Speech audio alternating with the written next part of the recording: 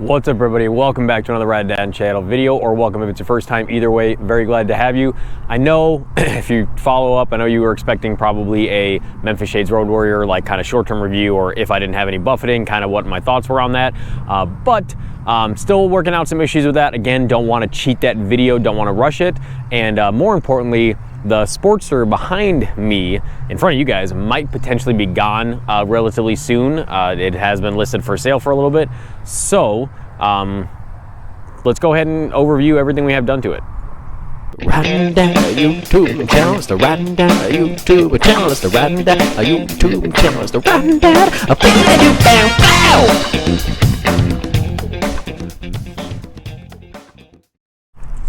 All right, so just like the other video, we're gonna work our way front to back. Hopefully I can get this out before the sun goes away. It was kind of a last minute thing.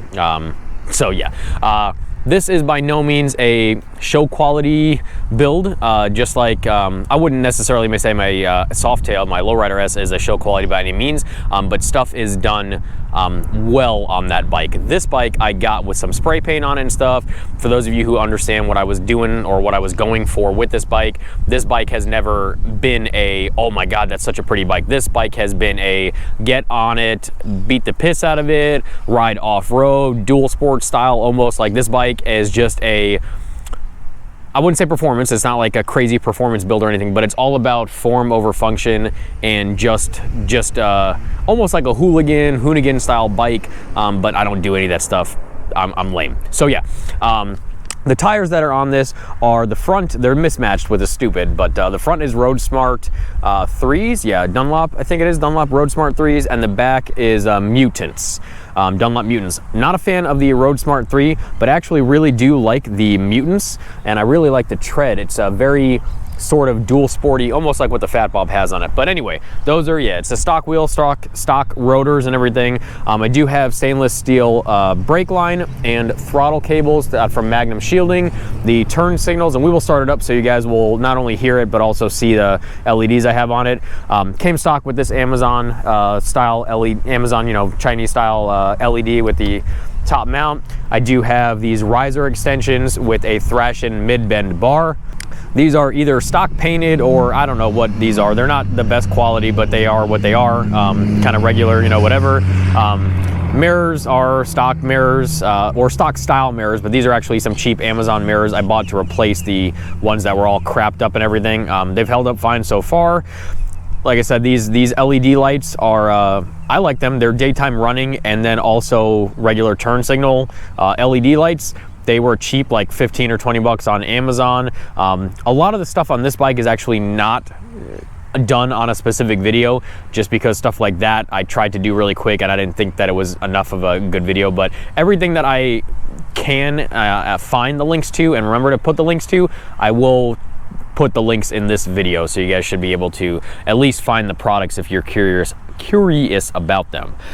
This crash bar does have a link. It's from, I can't remember the brand offhand, but they're linked in most of my stuff. So that crash bar, it is completely stock internals. I did switch out the spark plugs with just some stock NGK spark plugs when I originally got it, changed out all the fluid and everything like that. It is stock internals for clutch and transmission and all that. I do have Flow Motorsports gold pegs, Flow Motorsport, you know, foot and shifter pegs. This shifter, I just took a spacer and a kind of DIY bolt setup just to stick it out a little bit because it sat really close and it was an odd fitment. I just didn't like it. I know they sell actual nice spacers for this, but again, this is a budget build, you know, just for a fun, I mean, the whole bike is cheap. So I do have an external breather on this as well, vented to a external catch can that I got from Amazon, and this is actually going to come off at some point if I don't wind up selling it or want to keep it or whatever. That's going to come off because this bike has almost no blow by at all. I did that originally first to see it. I wanted to, one, monitor kind of engine health, see what kind of blow by and stuff I was getting. And then, you know, two, just see exactly how much was coming out at different styles of riding and everything. So that's that. Did go ahead and put gold vinyl on this blue. This is a custom blue paint job. I did not get it done. This is how I got it. This is a, oh, for those of you who don't know, this is a 14. This is a 2014 Harley Davidson Sportster XL883 super low. So this is For, you know, my understanding, this is an aftermarket larger fuel tank that, again, they had everything custom done in this blue. The paint job is actually pretty decent. Did the gold Arlen Ness fuel cap, where he talked about everything up here, I believe. Did a DK Customs. I think this is it's either the 606 or the 636. I think it's the 636. There's definitely a video on this, though. I really like this air cleaner. Tucked in there to go along with the exhaust and air cleaner is a Power Vision 4 that I bought directly from Fuel Moto, which means I have a Fuel Moto tune designed specifically for this setup, you know, from them written on there. My super sweet limited edition Tucker Speed keychain on this sucker. Flowing right down the line, we do have exhaust, the Vance & Hines. I think this is called I think it's just the stainless upswept is just all they call it. You know, pretty self-explanatory there. Obviously, you can see we have a chain kit. A Sportster without a chain kit is it's like a cardinal sin. You got to do the chain kit on a Sportster, bare minimum. So this is the stock gear up front. You know, stock tooth count, and then the rear is the highest that Super Sprox or Super Sprocket, whatever it was, I can't remember, I think it's Super Sprox, it's the Super Light, is like their own in-house brand or whatever, and very happy with this kit. It is a steel front and rear, so it's not very lightweight, but it is very durable for long-term use and abuse. And I'm almost 99% sure that rear is a 58 tooth, and I think the stock on this is supposed to be like a 53 or whatever, but it's the highest gear ratio that they had and that anybody else had when I was looking for it.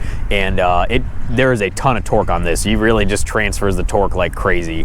I mean, it'll wheelie no problem at all, even with this tire that's not the best street tire. It's a very fun bike. Did have to go away with the stock garbage dropped low suspension that comes on this bike. Went ahead and did some Racing Bros.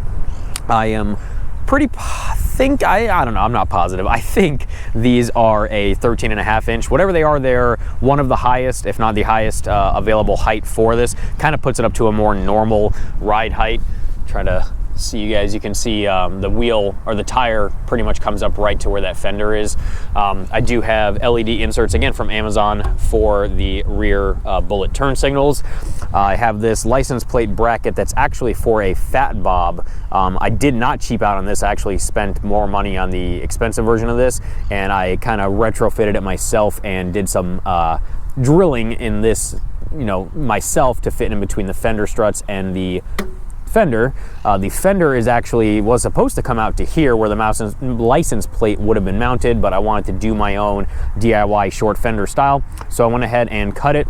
And because, again, this is just a cheap, you know, do whatever kind of build. The cut came out fine. I cut it and sanded it fine, but I went ahead and just bought the closest paint I could find at the regular auto parts store, which was this kind of dark blue. The paint is holding up fine. It just doesn't match, so I have this kind of line of this, but it is what it is.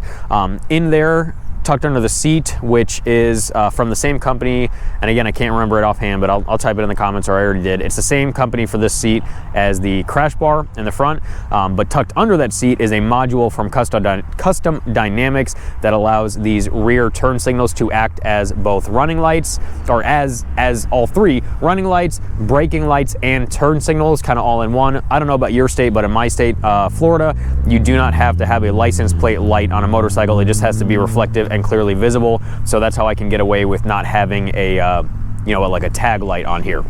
I think that's pretty much it, guys. I don't have a ton. I do have the Noco battery lead on this, because you guys know I love my Noco battery starts and stuff. It's the stock brakes in the rear, stock suspension completely up front. If I do keep it, that's something that I will do in the future. I don't have a ton done to this bike. Oh, the grips. I got to talk about these grips. Harry Customs, actually, he was commented on one thing about this a while ago, and he stated that something that he likes to do is run kind of regular metric style grips, or like dirt bike style grips that are in the 7/8. For those of you who are familiar with Harley setups, they are 1-inch grips, 1-inch bars pretty much all the way out.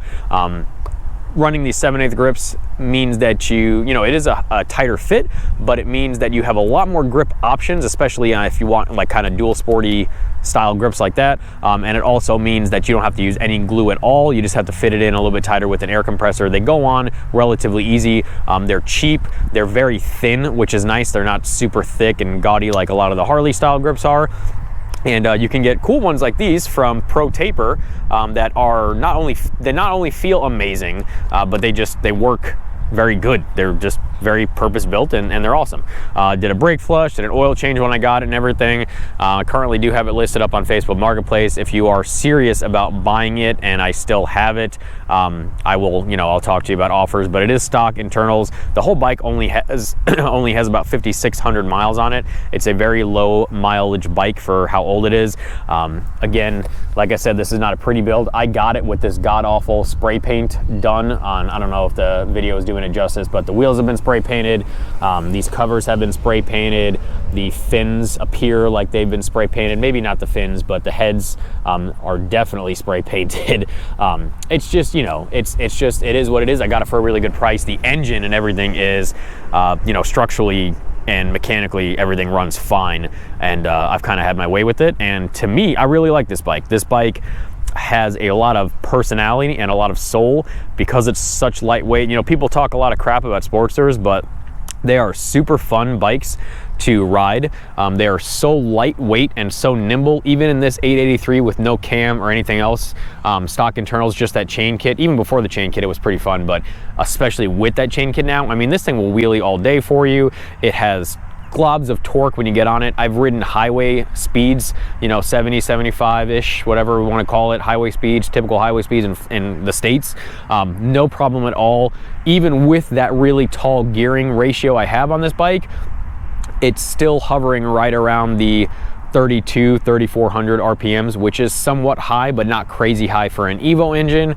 And again, that's not what I made this bike for. If you want to gear down or even go back to stock gearing, you're probably looking at 2,800 to 3,000 RPM. And these bikes will handle highways not a problem at all. With those riser mounts and the style position I have, you're sitting kind of straight up, bent slightly forward. Could be changed with some high bend bars if I really wanted to, but I really like this sort of aggressive leaning forward stance. Oh, and I did forget to tell you, I did take the front fender off. It had a front fender that's in normal condition. Matches the blue. It's, you know, the same custom blue that they had everything done in, and I don't know, I just like the look without a fender, but I do still have it. It's in a box, you know. I didn't ride and dad it and do something stupid to it or anything like that, so it you know, it's there. Front forks, you know, the lowers of those have been spray painted poorly. The rotor, or not the rotors, but the calipers have been spray painted. It's not a pretty bike, but it is pretty, if that makes sense, especially if you're someone who likes older Harleys and just likes Harleys that do what Harleys typically don't do. I don't know. I know I'm rambling. It's just because I really like this bike, and I'm going to be very sad to see it go. It just doesn't financially make sense for me to keep it, but enough of me babbling. Let me turn this on so you guys can hear it. You guys can see those LEDs before we lose all daylight. Would be good if I put it in neutral first, huh? There we go. All right, so I'll let you hear it first.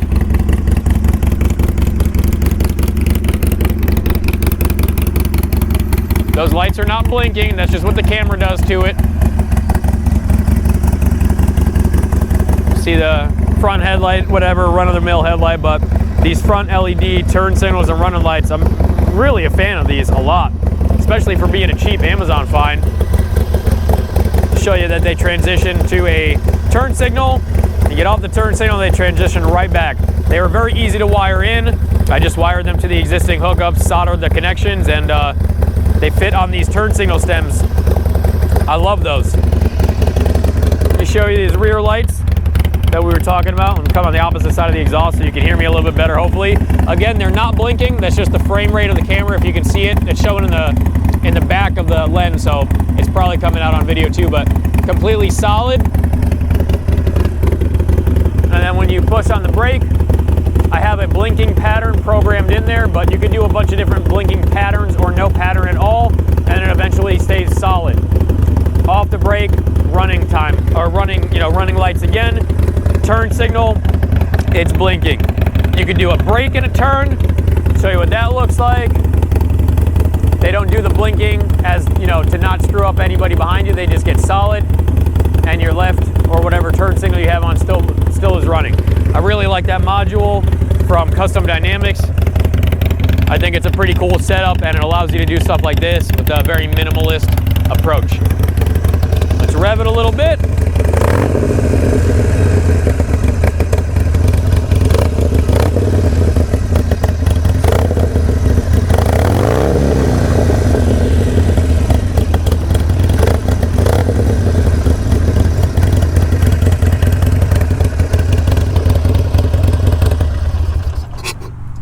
All right, guys, thank you very much for watching. I appreciate every single one of you guys. Let me know what you think of this build. I'm pretty happy with it. There's a lot. Oh, let me turn it off before I kill my battery. There's a lot of stuff on this that is not tastefully done. Like I said, if I do wind up keeping it, one of the first things I'm going to be doing is taking those wheels off and having them powder coated. Either, I haven't decided if I wanted to keep the gold scheme. I might want to do a white. My Grom, for those of you who know when I had the Grom, I had that in a white and blue, and I really like blue and white schemes. So what I might wind up doing is powder coating these wheels in white, even though I know it's going to be a complete pain in the butt to keep clean on this sort of build and with everything that this goes through. But I think it will look cool when it is clean. So I might do white wheels, might do gold wheels if I can find a cool powder coating that matches the kind of anodizing gold on the foot pegs and the gas cap and stuff. So I don't know. Let me know what you guys think of the build. It might be gone. You might be seeing a video next week of somebody finally buying it. If it doesn't sell for a high enough price in my mind, then I'm not going to let it go, because like I said, I like this bike. I don't need to sell it. It just doesn't make sense for me to keep it right now that much. And I know there's probably a bunch of people, you know, typing away or thinking in their head like, don't sell the Harleys. You never sell Harleys. Just keep collecting them. And I know. But you know, different strokes for different folks. But I really do like this bike. So hopefully you guys like it too.